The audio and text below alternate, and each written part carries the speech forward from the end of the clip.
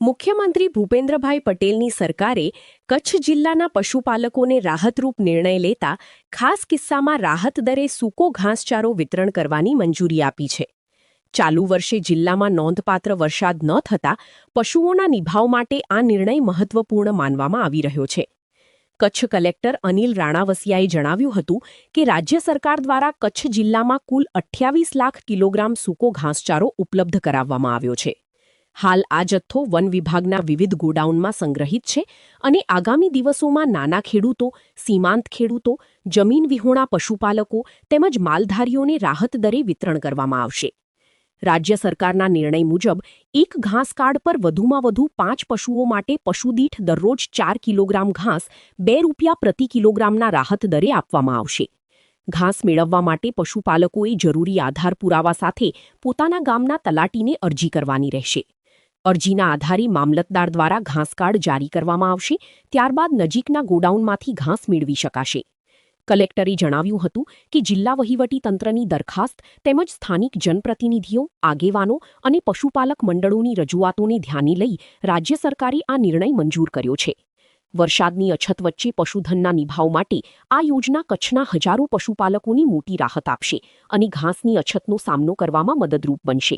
આપ સર્વે જાણો છો તેમ આ વર્ષે કચ્છ જિલ્લામાં ખૂબ ઓછો વરસાદ નોંધાયો છે અને આ પરિસ્થિતિમાં પશુઓ માટે ઘાસચારાની પણ મુશ્કેલી ઊભી થયેલી છે.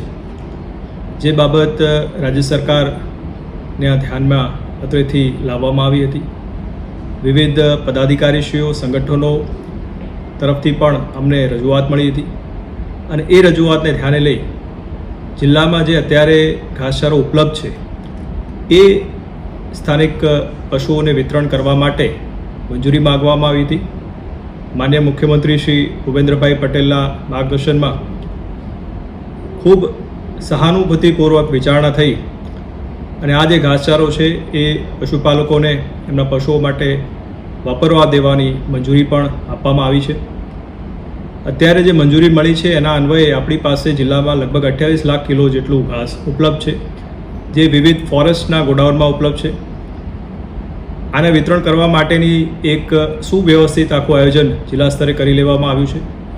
જેના બાબતે ખાસ જે પશુપાલકો છે એમને મારી વિનંતી છે કે આપના ગામના જે તલાટીશ્રી છે એમની પાસે જે ઘાસચારાની આપણી માંગણી છે એની અરજી આપ ત્યાં આપી દેશો. તલાટીશ્રી તરફથી જરૂરી વેરિફિકેશન કરવામાં આવશે. આ જે જોગવાઈ છે એમાં ખાસ તો જે નાના સીમાંત ખેડૂતો હોય, જે જમીન વિહોણા પશુપાલકો હોય, માલધારી હોય, એમને એક પશુપાલક દીઠ 5 પશુઓ માટે આ ઘાસચારો જે છે આપવાનું નક્કી થયું છે. એક પશુને દૈનિક ધોરણે 4 કિલોગ્રામ જે છે એ ઘાસચારો ₹2 પ્રતિ કિલોના રાહત દરથી આપવામાં આવશે. આના માટે જે પણ ઘાસ ગોડાઉનો નક્કી થઈ રહ્યા છે એ સ્થળેથી આ પશુપાલકો પોતાના પશુઓ માટેનો ઘાસચારો મેળવી શકશે. આ ઘાસચારો જ્યારે એ લોકો લેવા જાય ત્યારે ત્યાં ઘાસ કાર્ડ છે એ આપવું ફરજિયાત છે અને આ ઘાસ કાર્ડ છે એ સ્થાનિક મામલતદારશ્રી તરફથી ઇસ્યુ થશે અને જેની પર પશુપાલકનો ફોટો પણ રહેશે. એટલે આ સમગ્ર પ્રક્રિયા છે એના માટે ફોરેસ્ટ વિભાગ, અમારા મહેસૂલી તંત્ર, સ્થાનિક તલાટી એ બધા સાથે સંકલન કરીને આગામી દિવસમાં ઝડપમાં આપણે આ ઘાસચારો છે વિતરણ શરૂ કરી શકીએ એના માટેની તમામ તૈયારીઓ અત્રેથી કરી લેવામાં આવી છે. પશુપાલકોને પણ ખાસ વિનંતી છે કે જ્યારે પણ આપ ઘાસ ગોડાઉન પર જાઓ ત્યારે સ્થાનિક તંત્ર તરફથી જે પણ વ્યવસ્થા ગોઠવવામાં આવી હોય એમાં સહકાર આપશો, તેથી કોઈપણ પ્રકારની એ વ્યવસ્થા ન થાય અને દરેક પશુપાલકને એના સેટિસ્ફેક્શન પ્રમાણે આપણે ઘાસચારાનું છે એ વિતરણ કરી શકીએ.